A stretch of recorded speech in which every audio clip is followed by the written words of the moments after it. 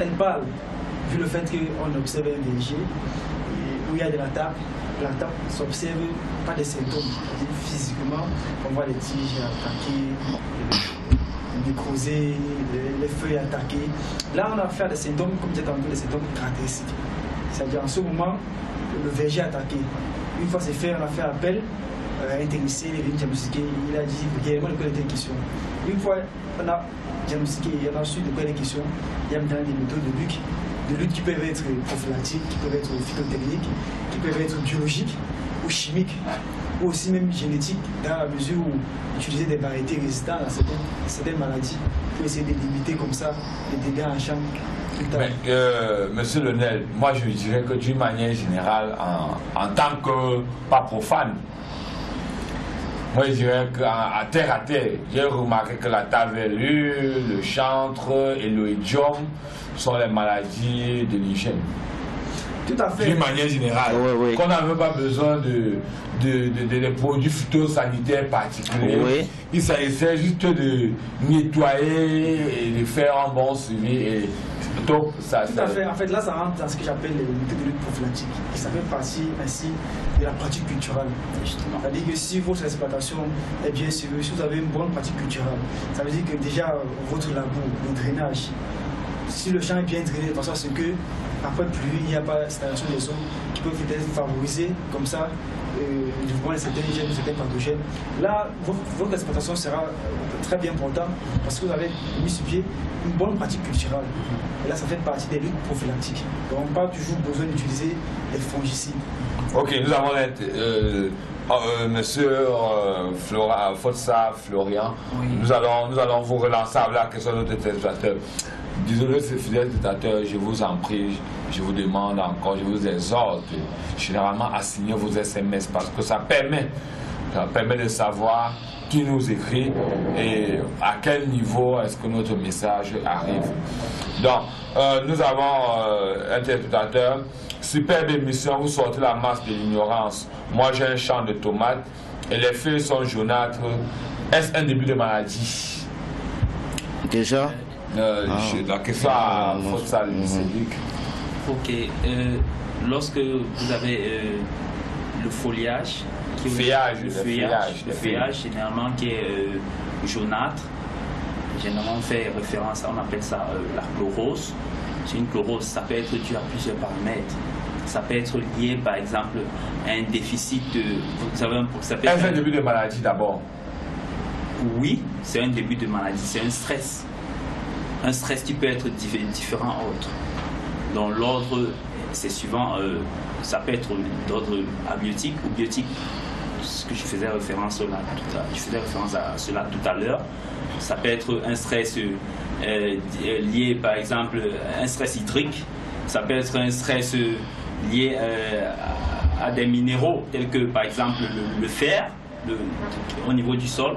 Ça peut être un stress lié à un pathogène. Donc ici, il faut faire appel à un expert en la matière parce que c'est très délicat. La tomate, généralement, ce ne sont pas des plantes pérennes, ce sont des plantes saisonnières. Donc quand vous l'utilisez, quand vous plantez la tomate, c'est pour 3 mois. Donc pour ne pas avoir des problèmes de rendement, ça peut être... donc le stress est beaucoup... généralement, c'est pas très facile à découvrir, à cerner. Donc, il faut faire appel généralement à un expert. D'accord. Monsieur Momasso, nous avons la question de savoir, les plantes qui ne donnent pas les fruits sont-elles malades? Déjà, Monsieur Paulin, je tiens à rappeler que les plantes qui ne donnent pas de fruits, c'est un sujet dialectique pour moi parce que ça a deux parties en fait. Il y a des fois la plante ne donne pas de fruits parce qu'elle a eu un retard de croissance ou bien parce qu'elle a été malade. Et il y a aussi des plantes mâles. N'oublions pas que les plantes mâles ne peuvent pas coucher. Alors, pour savoir si c'est une plante mâle ou bien une plante femelle, il faut faire référence à un sémencier. Donc, essayez de consulter un sémencier pour qu'il puisse vous dire. Ok, monsieur Lionel, et voilà comment vous voulez réagir, surtout à la question de savoir sur notre interprétateur qui a dit que les feuilles de tomates sont jaunâtres. Ouais. Et aussi en rapport avec celle de savoir les plantes qui ne donnent pas les fruits sont-elles malades. Ok, déjà, merci pour cette question. En ce qui concerne la première question, c'est de savoir si un plant de tomates, quand on observe les fruits qui jaunissent, ramène bien évidemment à une maladie. Là, je vais tantôt, comme je dis tantôt, je vais me répéter à ce qu'on appelle des symptômes caractéristiques, des symptômes non caractéristiques. Le jaunissement, en termes scientifiques, ramène à ce qu'on appelle la chlorose. Et une chlorose, c'est un symptôme non caractéristique. Ça veut dire que le plant dont les feuilles jaunissent, on ne peut pas dire si c'est une maladie fongique ou si c'est une carence ou c'est lié à un stress hydrique. Pour cela, il faudrait donc maintenant qu'on puisse se rapprocher du propriétaire ou du gestionnaire ou du chef d'exploitation afin qu'il puisse mettre à notre disposition le cahier de suivi de cette plantation afin qu'on puisse à la fin, afin le diagnostic, dire réellement de quoi il est question afin d'apporter le traitement dont il sera approprié. Maintenant, donc, pour ce qui est de la deuxième question, qui est de savoir un plant qui ne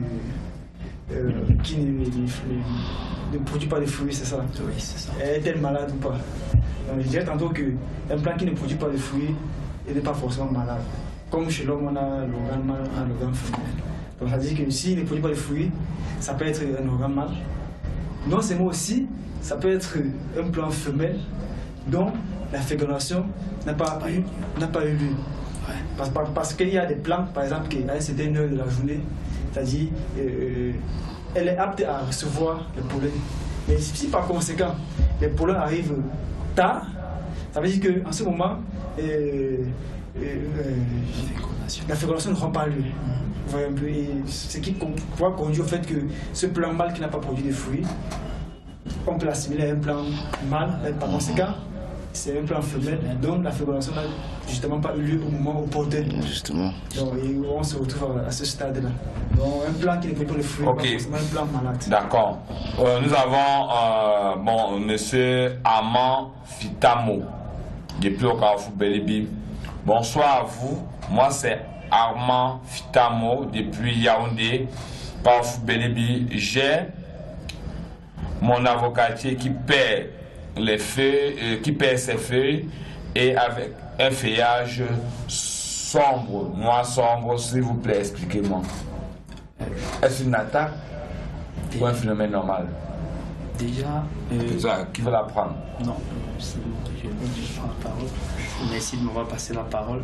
Déjà, notre téléspectateur fait référence déjà à un symptôme très caractéristique. Il fait référence à des feuilles noirâtres, un feuillage noirâtre. Ici, généralement, c'est d'ordre fongique, généralement parce qu'il y a aussi des bactéries qui le font. On voit une défoliation prématurée. Il parle de défoliation prématurée. C'est déjà, on peut déjà cadrer sa maladie sa maladie est d'ordre déjà biotique, ce qui est sûr. Mais ici, il faut encore faire appel à un spécialiste parce qu'il faudrait qu'on puisse faire un prélèvement isolé et puis voir de quoi il est question, voir si c'est un champignon ou alors une bactérie. Ça peut être un champignon ou une bactérie. On a fait référence dans notre vidéo à le chancre noir. Oui, chancre noir. Le chancre noir. Donc ça pourrait être bien le chancre noir. Donc il faut tout de même voir un spécialiste, puis un spécialiste qui pourrait nous donner, qui pourrait nous dire de quoi il est question. Donc merci. Ok. Lionel, le fan club réagit déjà. Hein? Bonsoir, le plateau continue à édifier les populations. Bonsoir en particulier à Lionel Bernard de Bonas. Ok, merci Bernard de nous avoir écoutés, de nous écouter toujours, de faire confiance à Gris Télé et à tous ceux qui nous envoient des SMS. Nous avons Momasso, vous voulez réagir? par rapport à celui qui a l'avocatier. Déjà, M. Paulin, par rapport à celui qui a l'avocatier, moi je pourrais juste dire que son avocatier, déjà, il a dit les feuilles noisses, c'est attaqué. Je pense déjà qu'il faut déjà dès lors appliquer un traitement soit phytopharmaceutique, soit un traitement avec les pesticides. D'accord. Non, nous ne pouvons pas voir ça. Il faudrait d'abord que... Il faudrait une consultation sur le terrain, des analyses spécifiques, une analyse de la plante déjà, même et l'analyse du sol, l'analyse de l'eau même, parce qu'il faut voir l'eau, si par exemple c'est à côté d'un marécage ou quoi que ce soit, parce qu'on ne sait pas la position où ça se trouve. Ça peut être peut-être que l'eau qui arrive sur l'avocatier est peut-être de mauvaise qualité avec certains produits chimiques ou bien liquides mélangés. D'accord. Donc nous dirons à M. Amand de se rapprocher d'Agri-Télé ou de nos différents intervenants afin qu'il fasse une descente sur le terrain, ou bien un autre agronome, pas forcément les nôtres, pour qu'il fasse un prélèvement, il fasse une observation, un diagnostic, et qu'ensemble, on peut voir, ça peut être un problème lié à l'hygiène aussi, comme nous avons vu dans la vidéo. On peut juste faire des coupes simples, et la plante reprend vie. Donc c'est mieux d'abord de faire une consultation, et d'éviter la propagation de la maladie, parce que si dans votre cours il y a d'autres maladies, elle va se répercuter. Donc, nous allons passer à une autre question. La grosseur et le nombre de fruits, ou la forme, la grosseur, le nombre ou la forme des fruits, peuvent-ils laisser présager une certaine pathologie, monsieur Lionel? Oui, tout à fait, tout à fait. Comment ça? Il faut expliquer la grosseur. En fait, un plant qui est attaqué, forcément son rendement va être réduit. C'est tout à fait valable pour l'homme. Quand vous êtes atteint peut-être du palu, vous n'avez plus les mêmes forces, vous n'avez plus le même rendement. Et le cas pour la plante, ou un arbre fruitier qui est appelé à produire des fruits, une fois attaqué, le fruit ne sera pas le même que celui d'un plant qui est seul. Je prendrais par exemple le cas de l'ananas dont je disais plus là-dedans. Si on a un plant d'ananas qui est attaqué par le huile, on verra à la fin on aura un fruit très rabougri, dont la qualité du fruit ne sera pas non seulement non appréciée. Déjà, ça fait en sorte que, c'est-à-dire, ce huile, une fois il a atteint le plant, lui, ce qu'il veut aussi, c'est du nutriment, il veut vivre, c'est un organisme vivant. Ce qui fait que tous les éléments nutritifs qui sont présents pour le jeune plant pour se développer, lui, en retour, ayant dominé sur le jeune plant, va prendre ça pour lui et on aura un fruit tout maigre, tout rabougri, sans goût et tout dépourvu de... Et le nombre, là? Tout à fait, c'est tout à fait ça. C'est un comme aussi sur le nombre. Si vous avez votre exploitation, vous avez peut-être votre ananéraire, vous avez le superficie d'un hectare avec à la moyenne 40 ou 50 000 plants. Si vous avez 20 000 plants qui atteignent du huile et que vous n'avez pas fait un assainissement, c'est qu'il y a comme que le nombre de ces 20 000 plants vont réduire sur le rendement. C'est tout à fait logique. Nous avons un utilisateur qui dit que votre séminaire, c'est alors calme. Je tenais à dire à notre spectateur que nous avons fait notre premier séminaire.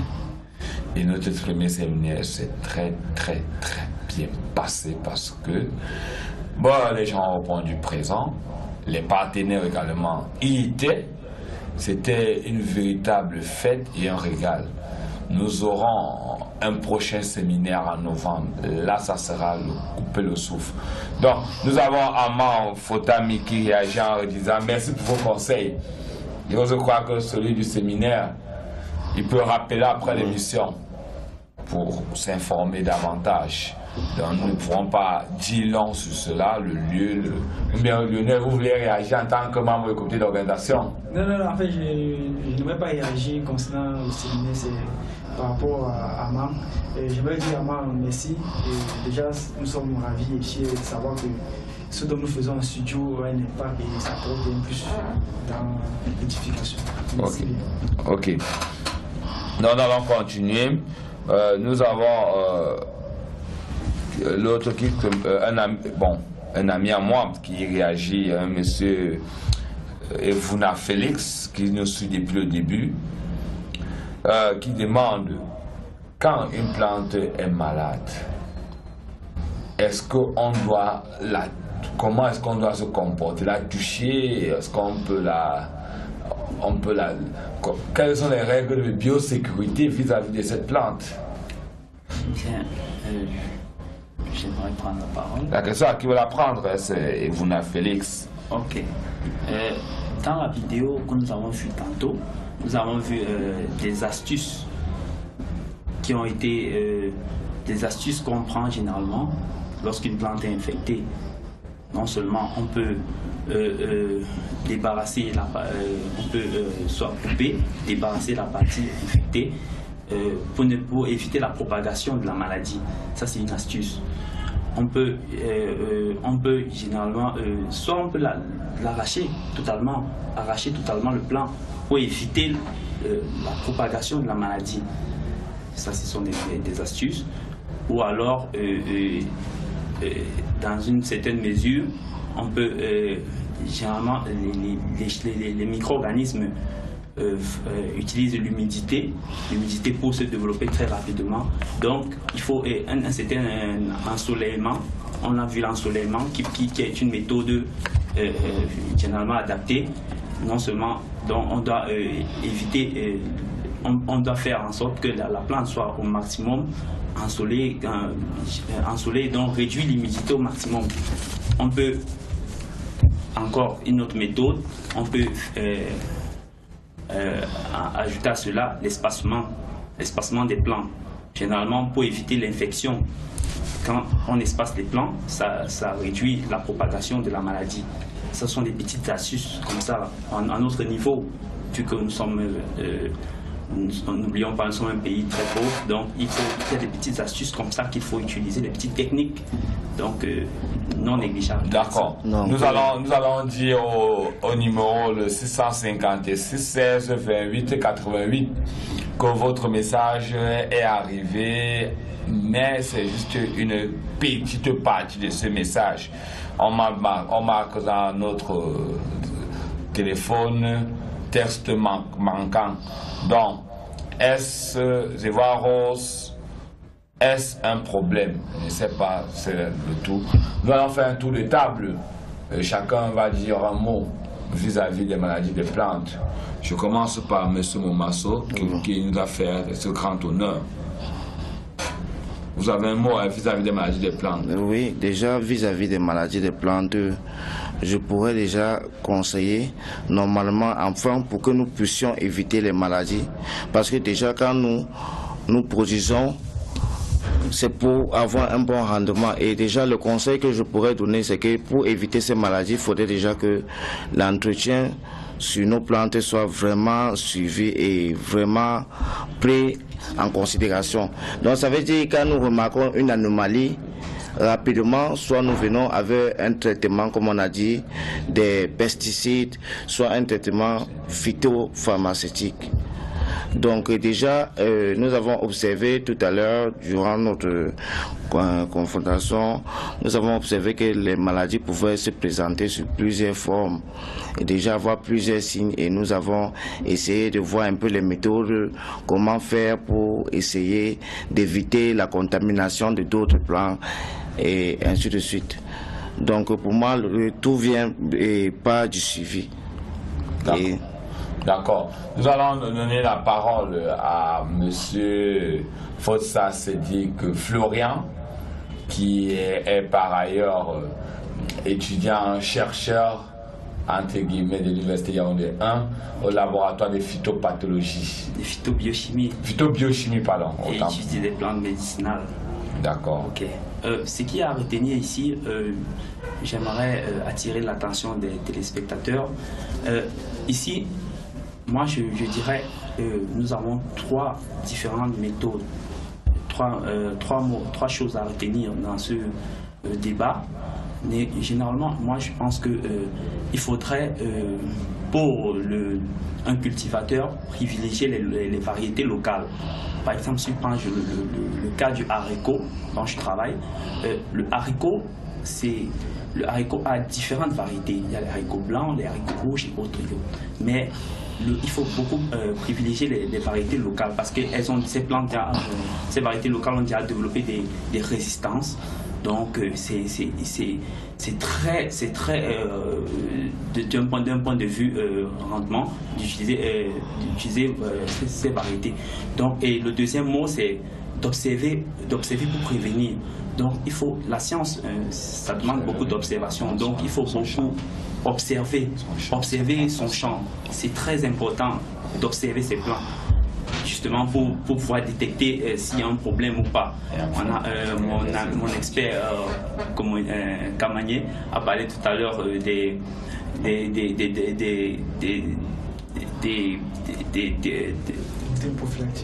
méthodes prophylactiques, des symptômes caractéristiques et non caractéristiques. Donc c'est très important. Il faut observer parce que c'est de là que part la science. Et puis mon troisième mot d'ordre, c'est pratiquer des gestes curatifs. Les fongicides, bien qu'ils soient toxiques, mais il faudrait savoir les utiliser. Donc utiliser les bons dosages, il faut l'intervention d'un professionnel pour utiliser ces fongicides, bien qu'ils soient efficaces. Il faudrait un expert qui puisse vous donner des doses à utiliser pour qu'elles ne soient pas nuisibles à l'enceinte de l'environnement. Donc merci à tous les téléspectateurs. Ok, monsieur Lionel, vous avez la parole pour le mot de fin. Hein. Non, déjà, merci. Et très bon bonsoir à tous les chers téléspectateurs qui prennent la peine chaque soir pour nous regarder. En ce qui concerne cette thématique, je dirais que c'est une très bonne thématique parce que chaque agriculteur ou chaque promoteur agricole, chaque exploitant se confronte au quotidien à cette difficulté qui est des maladies et des ravageurs dont on peut les assimiler. Je dirais tantôt que pour une bonne exploitation, pour une bonne gestion des maladies dans son exploitation, il y a à privilégier les méthodes prophylactiques, les méthodes de lutte génétique et en dernier ressort les méthodes de lutte intégrée. Donc un bon suivi et un bon respect des itinéraires techniques et de la partie culturelle peut ainsi nous mettre à l'abri d'un certain nombre d'attaques liées aux insectes et aux ravageurs. Donc, je pourrais apporter en dernière position une petite astuce que par rapport à ces produits que nous utilisons par exemple pour combattre les maladies qui sont soit poudre, gazeux, liquide, la dose doit être vraiment respectée pour protéger non seulement notre santé à nous et protéger aussi l'environnement. D'accord. Fidèle téléspectateur de Canal 7 Harmonie Télévision, nous vous remercions, nous vous exhortons à nous suivre, à participer mardi à partir de 19h à l'émission, afin que nous trouvons les solutions à vos différents problèmes. Notez cependant que vous pouvez nous écrire sur notre page Facebook AgriTélé, sur Canal 7 et notre groupe Facebook AgriTélé également. Donc, cependant, nous avons nos téléspectateurs qui ne cessent de nous envoyer des messages. Nous en excusons pour ceux qui n'avons pas pu lire les messages. Nous dirons à tous ceux qui veulent participer au séminaire ou à avoir des informations sur notre prochain séminaire de nous appeler après l'émission afin qu'ensemble nous organisons et nous profinons tous les axes de leurs préoccupations. Agréable de suivre des programmes sur Canal 7 Harmonie Télévision. Nous vous disons au revoir et rendez-vous vendredi dès 16h pour la rediffusion et dimanche à partir de 18h pour une seconde rediffusion. AgriTélé, c'est votre programme et nous sommes vos serviteurs. Au revoir et à mardi prochain. Bye.